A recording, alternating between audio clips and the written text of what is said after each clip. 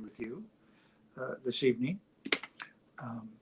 For a member of our production crew, we're going to read something tonight. An interview from 2012, Guernica magazine, Calvin Trillin on food writing. They were talking to him about his career as a writer. They got onto food writing. They got back to that. But let me just read from that, because it's funny and insightful, and of course, most of all, funny. It's Calvin Trillin, 2012. Interviewer says, changing tracks a bit, when did you begin to realize you loved to eat and that could be leveraged into material? Calvin Trillin says, well, I liked to eat, but I wasn't thinking of it as leverage. I was thinking of it as a sort of comic relief when I was doing these pieces every 3 weeks. I had done 1 or 2 pieces before that on eating. There was some television series about Sophia Loren's gourmet tour of Rome or something, and I wrote a piece for Playboy. Playboy was a magazine. This is when we were fixing up this house, and we were out of the house. This is in Greenwich Village, and I had a saying I credited to Voltaire above my typewriter that said, words is money. And I was typing like crazy. I wrote a piece for Playboy that was supposed to be called A Gourmet Tour of Kansas City that was making fun of that sort of writing. They changed the title because there was a food writer then named Roy Andres de Groot, who was a Belgian count, and they had a piece by him that said, have I found the greatest restaurant in the world? It was one of those restaurants in France, and they wanted to call my piece No, because my piece started the greatest restaurants in the world are, of course, in Kansas City. Not all of them, only the top 4 or 5. And Life magazine, one of its death throes, had a section up front of reviews, and I wrote something about Winstead's hamburger place in Kansas City, but that's all I'd done on food. Then, at some point, I can't remember whether it was the Crawfish Festival in Breaux Bridge, Louisiana, or a piece about Cincinnati chili, I could realize I could write about the country in a lighter way by writing about eating and give myself a sort of relief from getting to a place and just going full out the whole time, finding documents and arguing with people's secretaries. Also, it was partly because I was in a strange city every 3 weeks, and I was either going to eat what the boosters suggested, which I called La Maison de la Casa House Continental Cuisine, find some place that had the local stuff. I remember he had a phrase that said, where should I go for dinner? Not the place you went to for your anniversary, but the first place you wanted to go to when you got back from Korea. Anyway, I was always interested more in what I guess you'd call vernacular food. When I started doing this, almost all food writing was about fine dining, but I found that when I was with Kansas City people, we didn't talk about Les Maisons de la Casa House, which Kansas City has the same of everybody else. We'd talk about Bryant's barbecue and what we missed, and those were the foods we really ate. But I'd never known anything about food. I never had any scholarly knowledge or culinary knowledge or kitchen knowledge. I can't cook. I've never reviewed a restaurant. I don't have the credentials or the interest in doing that. I get these questions like, what's your favorite food book? I have never read a food book, says Calvin Trillin. Literally, we'd get calls from strangers saying, hi, I'm in Chicago. Where's the best French restaurant? And I don't care. I always said about my so-called food writing that it was a lesson on how easy it was to be considered an expert in this country. I'd keep telling people, I don't really know anything about this, and I'm never exactly writing about the food. It's a way of writing about other things. I think the previous food issue piece was about poutine in Canada. That's the gravy over French fries. Not the dictator in Russia. No, not the dictator in Russia. That was funny. No. And to me, it was a piece about Canadianness, what Canadian and what is Canadian and what isn't. Turns out more people in Canada have eaten poutine than have been in a canoe or seen a moose. Interviewer asks, isn't that always what vernacular food is about? And Calvin Trillin says, yes. The other thing about vernacular food is that it's connected to place. To write about a big, expensive, fine dining place in Houston is the same as writing about it in Indianapolis. But I think vernacular food is, by definition, food that's tied to the people around them. And that's the part that interested me, rather than whether somebody is serving an authentic beef bourguignon. How was that? Bourguignon. Bourguignon? Yes. Bourguignon. Beef bourguignon.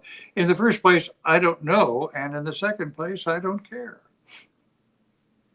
Do you have a favorite place to eat? When my wife surprised me with a surprise party, she said, your birthday gift is we're going to New Orleans and I've made all the arrangements. Then were all these people who showed up in New Orleans, although I mean, as I told Johnny Apple, I did another piece for Gourmet on his birthday party, which was in Paris. And he said, look at all the people who are coming to Paris. And I said, well, it's a great tribute, Johnny, unless you want to test their loyalty by having it next year in your hometown of Akron. See how many of them show up then. You should have tested that theory. Yeah, that would have been what they called the control group, right? But so anyway, everybody wanted to go to New Orleans, and that was at Mosca's. And I guess Mosca's is one of my favorites, certainly. I'm very fond of them. This is in 2012, of course. And I think I want some Kansas City barbecue. And there's a place in Nice whose name I've just forgotten. Tiny little restaurant. They had that kind of food that I love. Mediterranean sardines stuffed with Swiss chard and those little ravioli they make in Nice. I'll think about it tomorrow or the next day. Interviewer, has it surprised you that some of the best food writers attribute the form to you? I mean, Adam Gopnik dedicated his most recent book, The Table Comes First, to you. Calvin Trillin said, well, that surprised me, but Adam, I think, would think of himself in the tradition of A.J. Liebling. He used to write about food and also didn't consider himself an expert in food writing. It's sort of odd, but I don't think any serious food writer would claim to model themselves on someone who knows as little as me. And I really felt for what's coming next. Interviewer, would you consider yourself a through and through New Yorker? Calvin Trillin says, I am a resident out-of-towner. So you still hold on to the Kansas City identity? Very hard. Why? Part of it is I think there's a strong Midwestern prohibition of, as they say, forgetting where you came from. That's a big crime in the Midwest, akin to being too big for your britches, another big crime. When I wrote the book about my father, I wrote, when you hear people talk about their childhoods, you can usually sum it up in a sentence. A theme like, we come from a noble family, we must never do anything to besmirch its name, or your father deserted us, it was miserable. I was talking about what I would have liked the theme of my children's lives. They grew up in Greenwich Village to be, and it was, despite all the evidence to the contrary, you're actually being raised in Kansas City. I think my wife would have, or I know she would have, gone along with that. I think we both valued, she was from Westchester County, but in sort of an odd way. Her father was always on the brink of going under, a farm boy from North Carolina. I think we both valued having sort of square childhoods. And I think what we worried about as far as raising children in New York was over-sophistication. You know, you hear about a kid who's 10 years old and he's got his own radio station, that kind of thing. The interviewer says, especially these days. Calvin Trillin in 2012 says, well, these days he wouldn't have a radio station, he'd have a podcast. Interviewer says, do you think that's changed now that there's been this tremendous growth of MFA and journalism degrees? There's the sense that you could be anywhere to do it. Calvin Trillin says, well, the proliferation of MFA programs, I hate to say, but I think it's a financial thing. They are a real profit center for universities. They don't cost much money. There are no labs involved. They hire adjuncts so they don't have to give them benefits. That's kind of cynical. I gave the baby commencement to the MFAs at Columbia one year, and I was thinking of the appropriate subject from people who are graduating from MFA programs and going into documentary films and short story writing. And the only subject that seemed appropriate was rejection. I don't know where all these people go after that. I tend to think they go into some other business. There are an awful lot of outlets for people who write, but not a lot of them pay the rent. You can blog your heart out, but unless you're, what do you call these kids in Williamsburg? Trustafarians?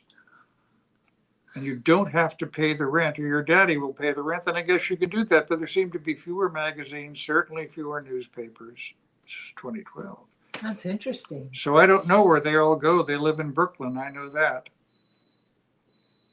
Interviewer says, Tracy Kidder said, you'd have to be crazy if you don't admit that writing for a living is a real stroke of luck.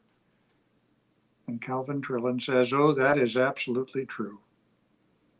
I mean, it's obvious that God did not intend for people to make a living as writers. As you know, if you look back on it, well, how the hell did you do this? You say you wouldn't know what to do with yourself if you weren't writing. Does that make you nervous about slowing down, or you do feel like you're not slowing down or won't ever completely stop?